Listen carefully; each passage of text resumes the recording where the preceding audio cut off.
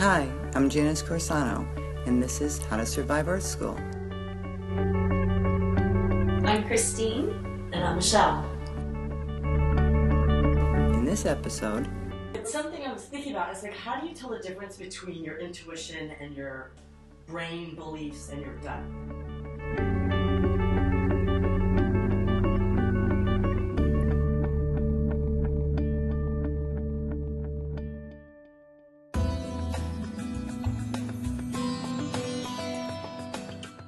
I was thinking about the job, the new job.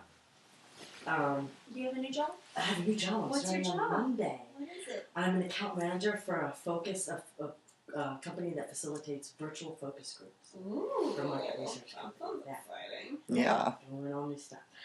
So the whole thing was, in my gut or in my beliefs, I'm like, I'm going to be working so hard. I'm never going to see my kids. Those are all proofs. Those are all beliefs. Yeah. Because they but prove then I'm something. Like, So I go, like, all or right. is it I'm setting myself up for failure. Right. That's not going to work. Those are, because that All the beliefs. all the beliefs. Because as soon as you said it, right? As soon as you said it, it proved something right away. It proved to you what you already. Beliefs are always, there's a proof to it. Meaning it proves something. When you have a belief thought, it has a thing that you can do very easily. Say, did I just prove something with that? As soon as I have the thought, did I just prove something? And as soon as you do it, you could see, like, yeah, I just proved that work is hard, that, like all the things that... When you have an intuition, it usually doesn't prove anything. It's just a knowing. Intuition is a knowing. It was an intuition that someone's going to come. Yes, she had an intuition. I had an intuition. Yeah, that would be an intuition. It was a strong knowing. It was very strong, and it's usually just a knowing. It's something that we just know. It felt like if I was a bell, someone had rung me. That's so cool. Yeah. So and that's what the difference is. It's a knowing. Like intuition is a knowing. You just know it. So it would be like the feeling about the job. I just know that this job will be good. And then the other things will start to pop in. See that I got to work hard, but those are all the programs. Those are all the beliefs. But if there's the knowing that actually, no, this job feels good. Right. That I'm like, this is not too good to be true, but I'm supposed to be here. This is exactly what I need right now. That's the knowing part. If it was just a knowing, like you didn't, it just popped in that way. It's more of a knowing that just pops in. Beliefs are thoughts that pop in too, but they usually have a proof to them. Like you could see that they prove something. A knowing doesn't prove anything. It's just knowing. It's like, I just know this. It also feels like a little bit like it doesn't really come from you.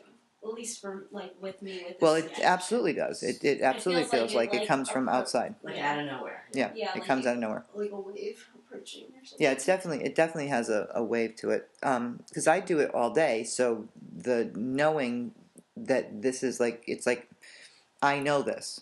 It's like how we work. I know this. How do I know it? I don't know. I just know I know it.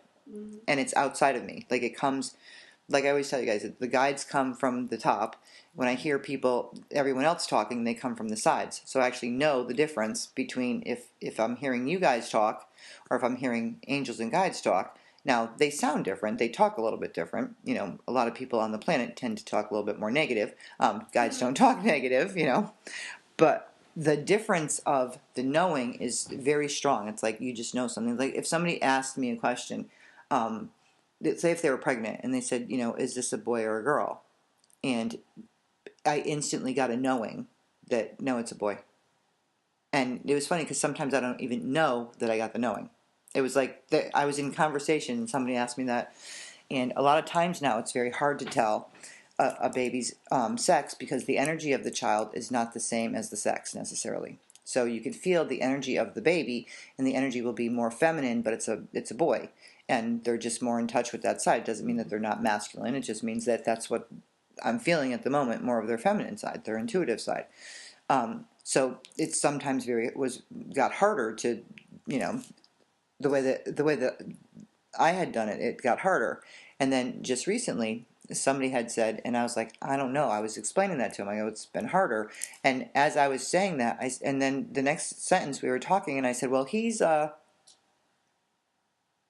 he's a, and There you go. well, he's a, He's a what? yeah, and whatever it was, you know, and he's a, and we were ever talking. Well, he's, and I kept saying him, and I'm like, There's your answer. I went, like I was like shrugging my shoulder. I'm like, I don't know, I can't say anything else but him, so we could take that as something, I guess.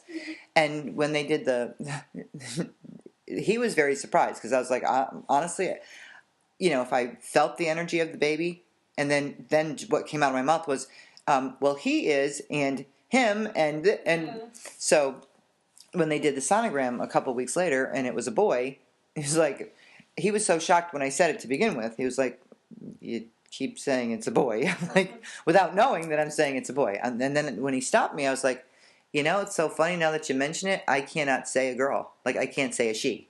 I could only say him. You know, it wasn't like it until, you know, it was no him. No, he is the baby, him. Well, you know, the little boy will, and it was, but him and you know, male, it was all the terms that I used without even realizing. But there was a knowing as I was saying it that when I stopped and actually just stopped for a second, and when he brought it to my attention, that the knowing was that I could not say female. Like I could not say she. I could, like, the knowing was so strong. Like, no, I can't actually say. Nope, I can't say she. If I was, you know, like to change it and say, well, that just popped out of my mouth, and you know, I could have maybe meant she. I don't know what the energy is of the baby. You know, the baby feels like whatever. And now let me stop for a second. And in the knowing of it was no, there was no way, there was no she that was coming out. You know, it's like nope, that doesn't fit. So there it is, and it comes from it's strong. It's like it's a strong feeling. It's not like a little thing. And a lot of times beliefs are very strong too. I mean, it's not like they're not strong. They come in very strong. They kick our ass. That's why we keep buying them. You know, the other thing about intuition is that it usually pops in out of nowhere. That's what I was just gonna ask. I was gonna raise my hand. Oh. Because like that was the thing I was thinking is like, is it possible to like attempt to get the answer to, you know what I mean? Mm-hmm. So if you want to like get the answer to a specific thing, you know, and receive that intuition, is that like, yes. Is there a way to do that? Or yeah, you ask the question. And, like, have things that's like what Christine, the other Christine does that. She'll say something like, if he's right for me, he'll call me tonight. Yep. So that's like asking for a sign. And that's asking for a sign, but isn't that like kind of cheating? No. You could ask for a sign. I just feel like that's like testing. Well, no, you're testing, but at the same time, if you're because what it is we're not trusting. Like that's like part of it is I need a sign for something, but as we get more in touch with our own intuition, then we would actually have the answer.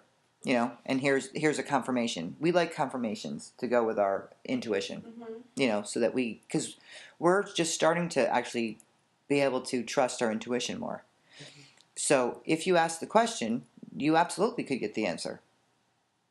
Okay. You know, like you absolutely can get the answer. A lot of times we don't trust it because we ask the question and we think, okay, our head did that. Mm-hmm. Right? So because we asked the question, our head did that. Okay, so if my head did that, it depends on how strong the intuition that we trust our intuition to begin with. Because we'll get something, and if it's a real strong knowing, then we don't really need the confirmation of it. That is our confirmation. But if there's like any question in our mind that we just did that ourselves, mm-hmm. be like, oh, that's what I want. So that's popped in. All right. So I guess that's can't be true. Mm-hmm. You know, that we'll go, okay, to help me, then you know, give me a sign to let me know that to trust my intuition, mm-hmm. and that's just to help you to start to trust it a little bit more. Mm-hmm. But no, I don't think it's cheating. I think it's more of a way to help us. Yeah, I don't know. I don't think I meant cheating. I think I meant like because like I've thought things like that, but I don't like want to test. Why not? I think I'm thinking about something I read in a book where like when people talk about like wanting a sign from above. for everything. Yeah, like I need a sign that you're there. Like just show me yourself or stuff like that. Like Well, not usually having when faith, I we guess. usually when we ask for that, we ain't getting that. Yeah, that's. Yeah, I think that's what I'm thinking. yeah. The funny thing about having faith is actually a thing that we have. Faith. I think the definition of faith is with not knowing. You know, faith is something that we don't actually know. That's what faith is. You know, so you're having belief, trust, and faith. I'm almost positive that it's you don't know that it's true or not, but you have faith that it is. Yeah. And so when you ask and you're actually from a faith department, then you would have to believe and trust in your own gut feeling about it. Well, when you ask for a sign for that, a lot of times you don't get one because hence that would be a confirmation of faith that you should already be having. Yeah. You're like, no, see, that's not how faith works. Faith is the thing that you were supposed to have if you're talking about, I have faith in this. Yeah. You know, so a lot of times people ask for signs like that and they don't get them because it's if we're in the faith department, then faith doesn't actually work like that. Oh, yeah. You know, if we're asking for a confirmation of our intuition, that's different. Right. You know, our intuition tells us, and that we could do. Like our intuition, you know, feels like there is angels around me. You know, that's what it feels like. I feel like there's angels around me, or I feel, give me a sign that you're around me. You're not testing your faith. Mm-hmm.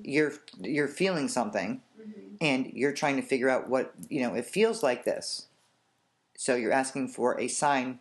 Please show yourself, or please give me a sign to let me know that's what I'm feeling. That's, you know, a true. But that's not about faith. You know, you're not. I understand. Although sounds faith related. You know what I mean? Yeah, but like you were Michelle was talking about earlier, like to ask in reference to like a specific situation or whether you're supposed to like take a job or whatever. Right. Maybe you should ask for a sign. I did ask for a sign, Okay. and I got the offer letter that night. And then I really wanted that other job working for Chicken Soup for the Soul. Oh. I was like, that would have been perfect. But the next day, I got a note, we filled the position. I'm like, well, there it is. There's my answer. There's your answer. Well, you got it. I know, yeah. That's exciting. But the cool thing is, you know, in asking for a sign and getting something that day, yeah, you know, is a nice confirmation. Okay, here's a sign. And then she was waiting for the other one. She didn't want to, like, that one to her made more sense and felt like that would be the title of it for the company, you know, made more sense to her about what she's feeling, that would be great to work for that company. And then she gets that letter to say, hold on, because she was kind of waiting. You were kind of waiting. Right. And in that waiting, she didn't have to wait long. So she could actually then make a decision about the job that she really was going to take. But if she waited longer, waiting for the chicken soup one, then she would have waited maybe a few more days, or waited, you know, too long.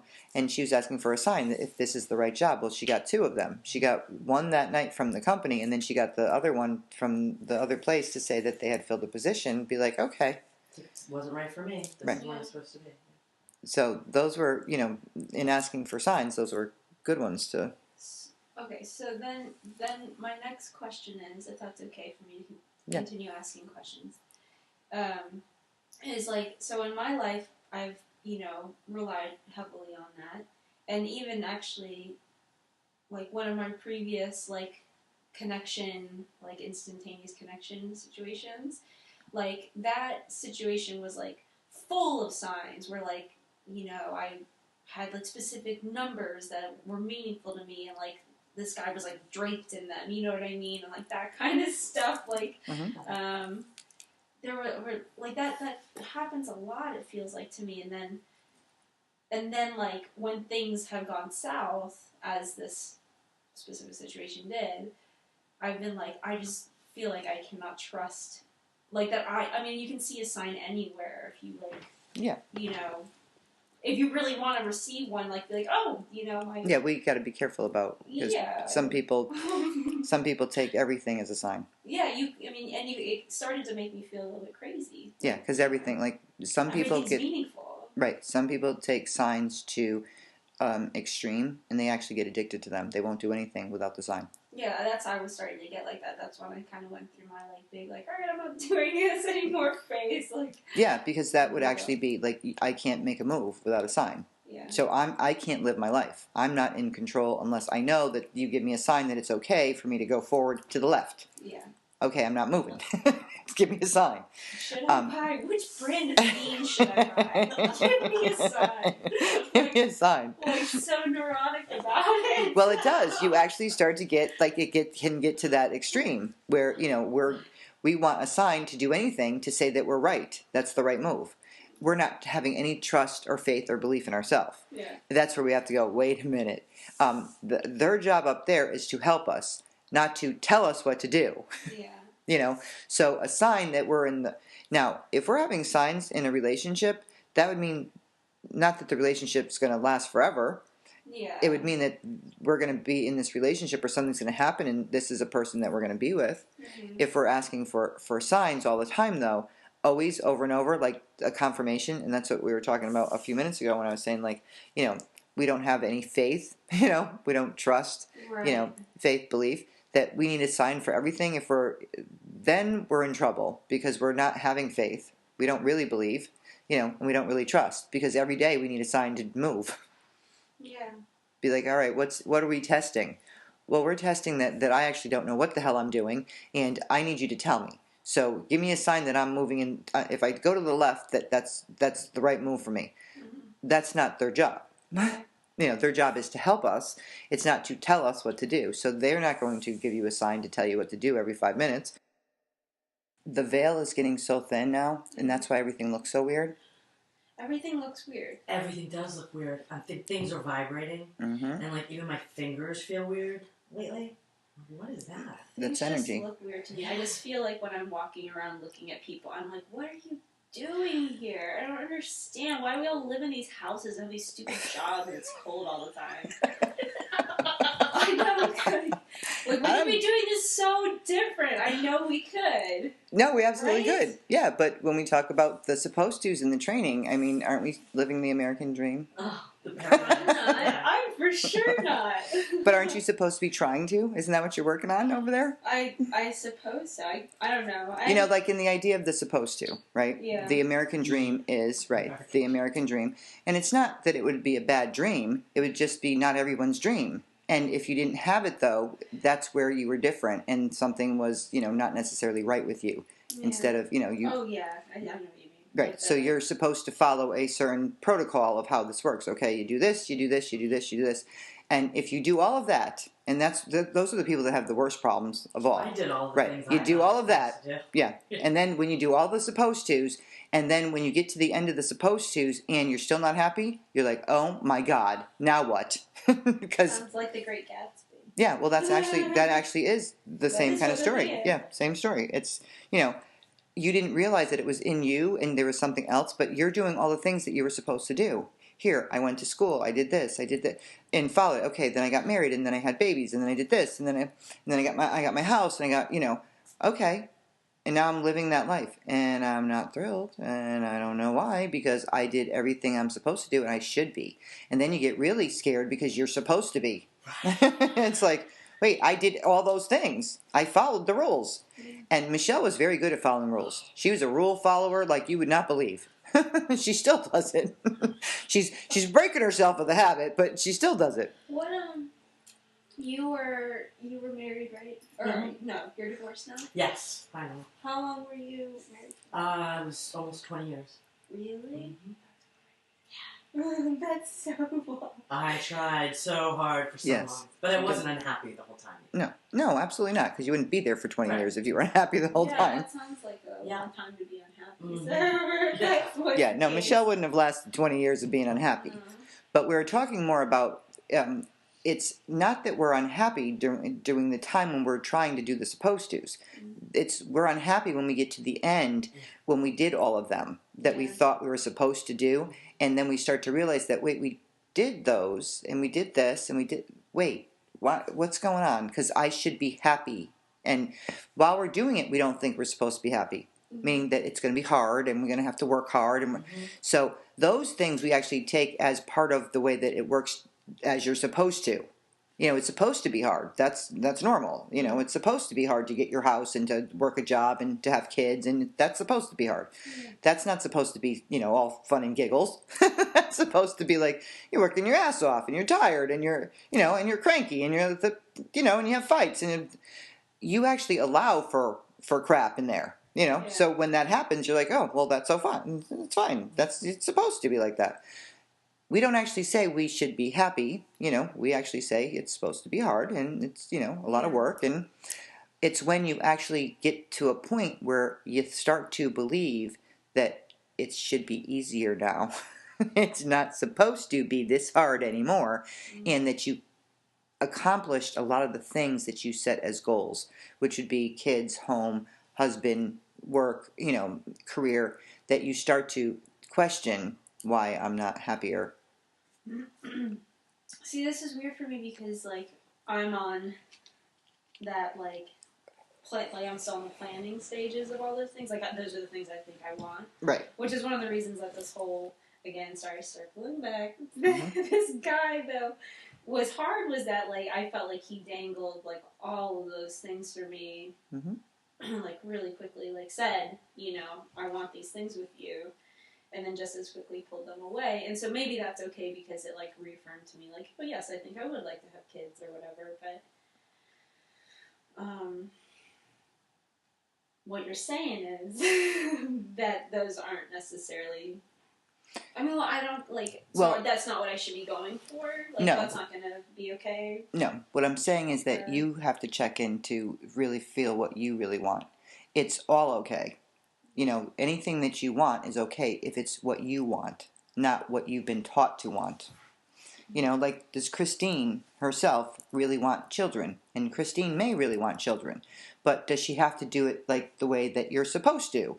Does she have to, you know, like, is there a certain way that she's been taught that this is how it works? And everyone's been taught this is how it works. And if we don't do it that way, then there's something wrong with you, or there's a problem, or it's instead of like, wait, what is it that is going to make Christine happy, and how is she going to feel her best, and how is it going to help her to grow and learn and to become the better person that she's trying to be? And it may not be the same route that everyone else took. It may be a different route, and it's okay. But that's where we start to, you know, like, are starting to veer off a little bit now, where it's like we're getting so sick and tired of the supposed to and this road running race that we've been trying to continue as I don't want to do this anymore. I don't like it. It sucks. And like you said, like, I'm looking at people and going, what are we doing? Like, why are we doing this? There's got to be a better way to do this. This doesn't make sense. Yeah. And that's actually what we're starting to think. It's like, what are we doing? This doesn't make sense. This is freaking crazy. Yeah. We're not enjoying this. We don't enjoy our day. We're not enjoying the fact that I could run all over the world and work 20 hours and then fall into bed and get up and be like, okay, we're going to do that again. You know, it's so joyous and so fun, and, you know, we're not having fun. And each day we should have some joy in it. You know, it's not like we're not here to be miserable. That's not what we're here to do. But it feels like we have more miserable and than we do than we do have the joy.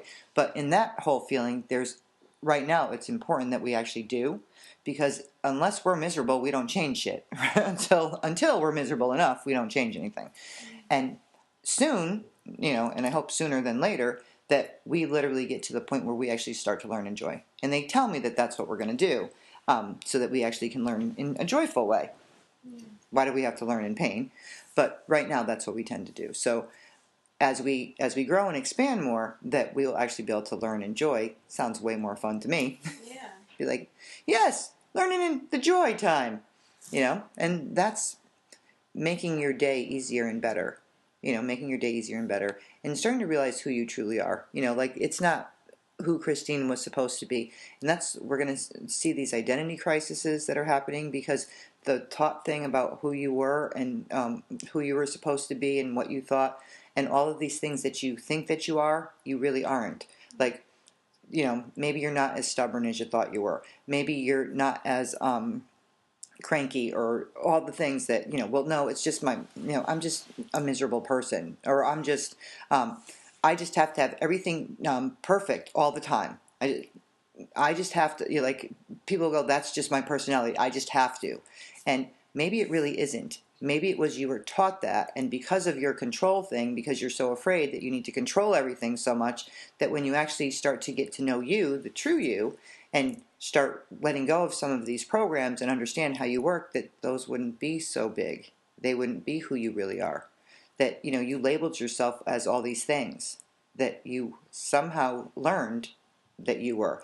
That I don't fit in is a label that we give ourselves. I don't fit in, or people don't like me the way that I am. That's labeled on you and will continue to prove that, but is that a true statement? Well, no. Most people would like you just the way you are. If you believed that they did, and you'd actually attract more people that would be more similar to liking you. I can't, and whatever it is, that we can't do. Like, I'm not good at math. Well, yeah, some people are better at math than other people. But the idea that we're not good at math and we keep saying it would make it so that we would really be good at math at all. Yeah. So there are, I don't like this. Well, maybe you don't like that, and maybe that would be true. But there's lots of things that you do. But we have to check to see what we're taught and what is true in us, like the true spirit. Like the true spirit would have a lot more interest in a lot of things. We wouldn't necessarily do all those things, but we would be like awed by so much. Yeah, we'd be awed by so much on our planet that how it even occurred. How we even created it. Yeah. We'd be like so amazed. Like it's like looking at flowers, and we look at flowers and go, "Oh my God, that's amazing." Look at a plant and its leaf, and you're like, "Oh my God, that's amazing." Like and doesn't mean we're going to be a botanist or anything, but you'd be awed by everything around you. Be like, wow, that creation is just so amazing that we could create that. Same with the identity of yourself, that we created this identity from the way that we were taught, along with stuff we're coming in to learn, and so we could actually get out. It's like we're gonna jump in the deep end right from the get-go. We're not gonna have any memory of what the hell we're doing in the deep end, and then it's like swim. Like, oh, this sucks. I don't want to keep drowning. Keep going under. Somebody throw me a life raft. That's what I was just gonna say. But that's funny because it is. That's what it's like. It's like, all right, you don't even know it. No one gave you a guidebook on, oh, and this is how you work, and this is what you're here doing. And the idea that we don't have a purpose. Every single person has a purpose, and one of their main purposes is to just be a better person. Their main reason to be here, to learn and grow and to expand your spirit. So it would be, and a better person meaning open, more loving, more caring, less judgmental, like to get rid of the judgment of others. That's a main purpose, and a lot of people don't even know that's a purpose that we have. They think that the purpose needs to be something big, like I have to change the world.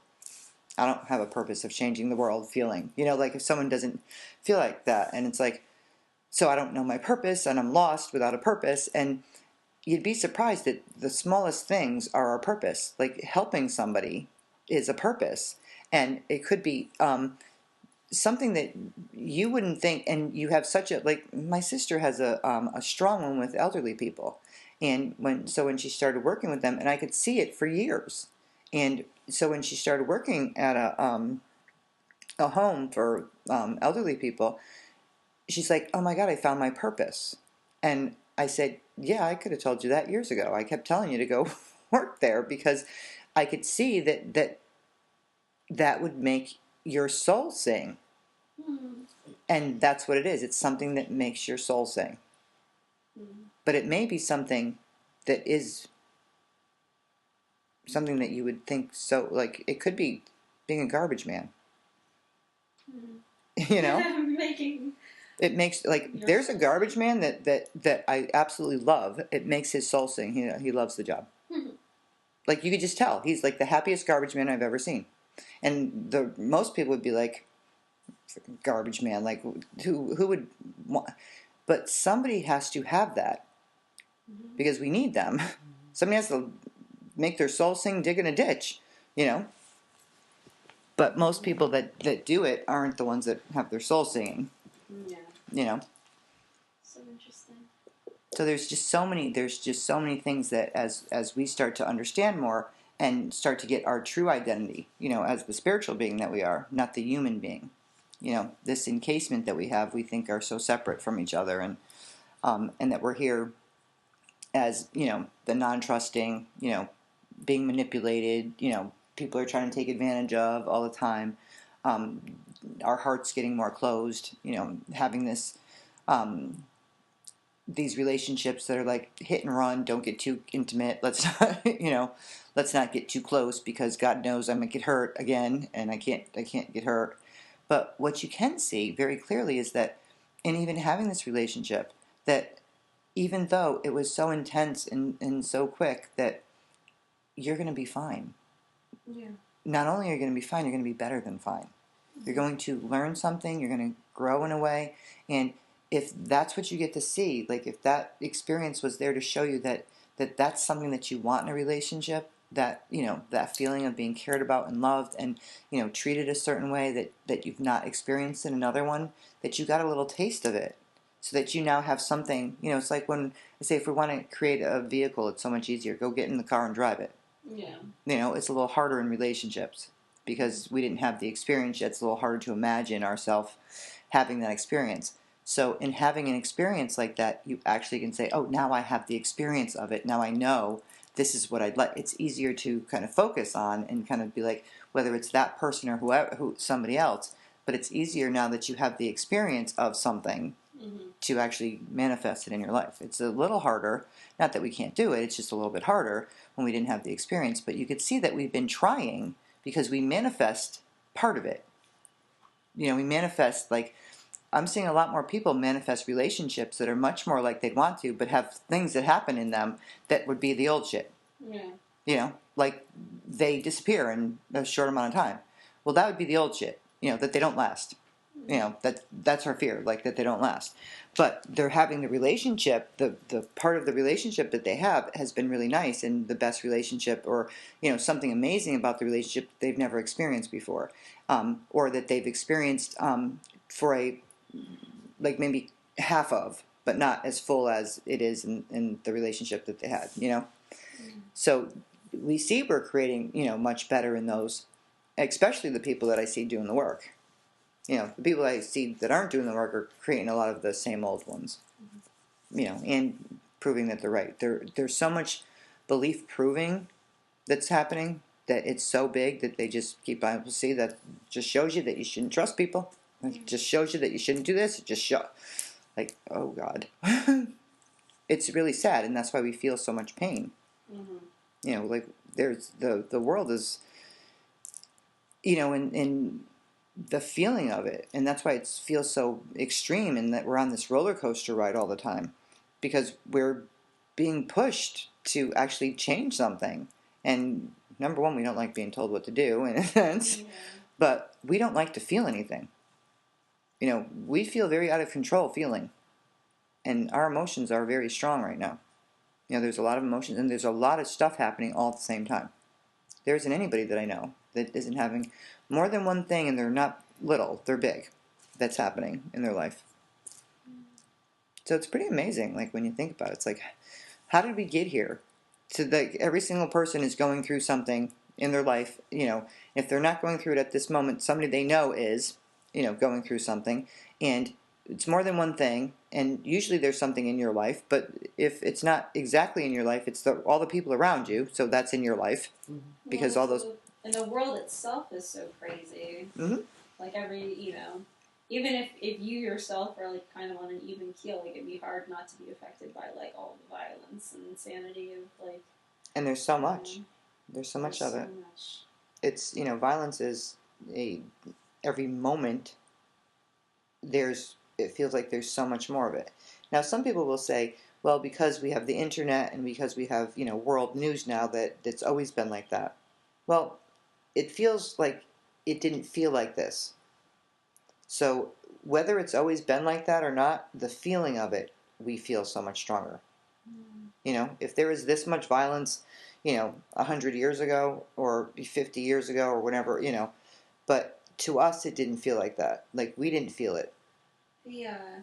Well, they even say that, like, percentage-wise there was, like, more violence. But I think we've changed, and because we have access to what that looks like now, people are like more sensitive, and they're like not really accept. Like back then, it was just normal, but now they're kind of like this shouldn't be normal. This bad stuff shouldn't be happening. And that's part of the questioning that we're finally doing, because there was so much of it, and that's why I said, well, like 100 years ago, yes, there was way more violence. Yeah. 50 years ago, there was a lot of violence too. So, what's the difference? Well, we feel it more, and what actually did happen was we got desensitized to it because there was so much of it that we saw. So, they were like, well, people aren't, are not even sensitive to seeing violence anymore because it's everywhere. They see it on TV all the time. But what's happening with us is we're transforming and, having this transition. We're questioning, we don't understand it. Like, why is it happening? Why is there so much violence? It doesn't feel good. It doesn't feel right. Something feels really wrong with this. So our desensitized selves are not desensitized anymore. It's now we feel it directly. And we've always felt it, like, especially empaths. Like, I've always felt it. Like, I could never watch anything like that. It was like I always had to be careful about what I watched or heard, or because I could feel it regardless of watching it. But if I watched it, it was even worse. So, but there's more sensitivity on our planet, which is good, because maybe we'll be able to start stopping, because we're going to get so sick and tired of it, and that it doesn't make sense. It's like it's never solved anything. No war was won and solved something other than the fact that whoever, like whatever, what were we fighting about? Okay, we were fighting about whether it was a religious war or whatever. Whoever had the bigger toys, the bigger weapons won. Not compromise, not, okay, did that actually change something? Well, it changed in that area, but was that what the people wanted? Not necessarily. Whoever's fighting a war, it's really about whoever wins. Doesn't mean the people that wanted to do something better won. It just means that whoever had the most shit over there, right, to be able to take them out was the ones that won. And the fact that people don't want to compromise, it's like, nope, we're not compromising. We'll just have war. Like, okay, but what's that going to solve? Well, there's too many of us anyway. We'll just get rid of some. Like, and I don't think that, like the idea that those people shouldn't be allowed to believe what they believe. Like there's only one right way. There's so many right ways to get somewhere. I mean, just like coming to my house, you could hear a bunch of different ways. It's like, no, I go this way. No, I go this way. No, I go this way. Do you get here? Yeah. So, what's the right way? I don't know. Whatever way's easiest for you. Like someone will say to me, like, well, I go this way and it's easier, so you should go that way. And I'm like, well, I go this way and it's easier to me, so you go however you want. I'll go how I want, and I don't care. I'm not going to have I'm having a big fight with you over that. Stop going down that road to get to my fucking house. That is not okay. That's not right. That's funny. But that's what it feels like. We're talking about, there's got to be literally at least 5 or 6 different ways to get to my house just in these little area, right? Yeah. And it's like, if I was that set on there's only one way and I couldn't even imagine the other ones, and you're telling me you're doing something else, and I'd be like, what are you fucking doing? That is wrong. This is the way you go. This is the only way there is. And if we're talking about something that really hits somebody's button, then that's all there is. And if you've been trained in it, that, and there's a lot of training about how we should be and what we should do, and how, then that is all you can see, and there is no other option. And now, with starting to have more perception and starting to understand that we've been programmed to believe this way, and we can only see what we believe, that there was way more happening always. So that maybe as we start to understand this more and step back a little bit, that we could start to see the other perceptions and the other person's point of view. And it doesn't mean that our point of view has to change, but we could allow them to have theirs, because we could understand theirs. It doesn't mean that we have to be, believe that, but it does help us to understand how they got there and not be so judgmental of what we think is right versus wrong, which isn't our place anyway. the judgment of. Yeah. Thank you all in the judgment of. And most people are judging so that they feel better about what they do. No, hold on. No, I think all people judge so that they feel better about what they do. Because otherwise, what in God's name would we be judging someone for?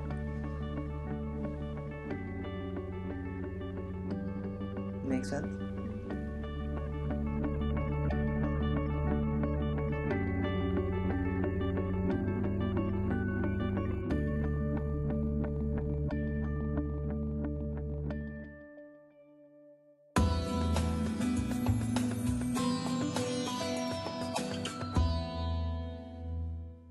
On next week's episode, one of the first things that we do is go back to the root of what makes us feel comfortable. What makes us happier. So we've learned comfort things. It's like we don't necessarily learn how to cope. We learn how to feel a little bit better. It's to escape.